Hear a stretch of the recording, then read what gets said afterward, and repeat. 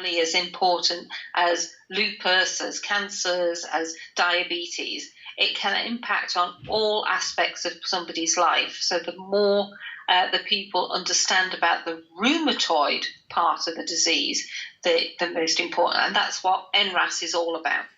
There's no cure for RA, but for Donna, daily injections help to reduce the pain and swelling. What needs to increase, she says, though, is an understanding and acceptance of the condition. You shouldn't have to, I suppose, explain why you've got a blue badge or what your issue is. But if people are going to be oblivious to what it is, they're going to continue to be ignorant about it. So it's educating people. And with 400,000 people affected nationwide, that's a lesson that needs to be taught to young and old right across the country. Andy Bevan, ITV News. Time now for our final look at the results of an ITV News survey exploring reaction in the Midlands to COVID-19 and the possible consequences for our politicians. We found only 39% of people in the Midlands asked are satisfied with the way Boris Johnson has handled the crisis, and even fewer have confidence in his promise to level up the region once the crisis has passed. Tonight we look at education, and our survey has revealed a real worry for children and young people in the region.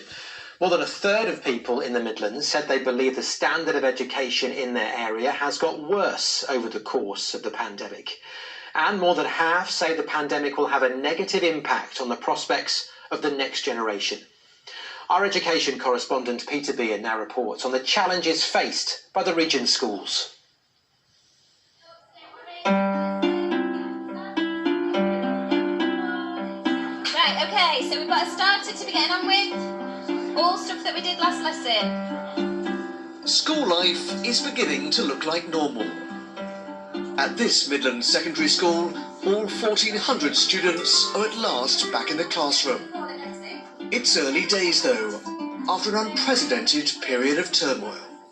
Nobody's seen before, experienced before, not knowing how to manage the situations, but just picking it out on a day-to-day basis. So I would say it's probably the most challenging aspect of my teaching career. What do you know about Cube? How many faces has it got?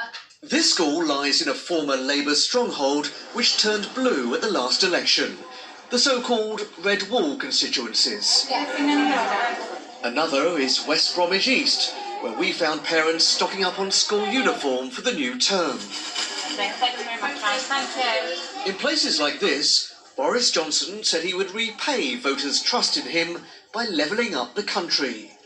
In education, though, levelling up seems a long way off. A recent study found that by the time they finish their GCSEs, disadvantaged children are the equivalent of 18 months behind pupils from wealthier families.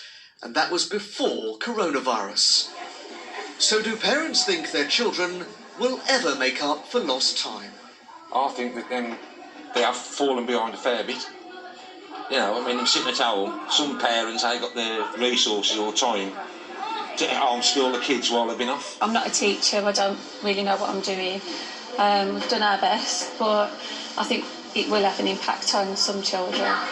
It's been a difficult few months, I know, but how do you feel the government's done sort of coping with schools and education? I think they're doing the best they can, to be honest, because I think the health is very important. Schools are safe and you have a fantastic time. Thank you all very much. Thank you. There have been government handouts, free laptops for poorer families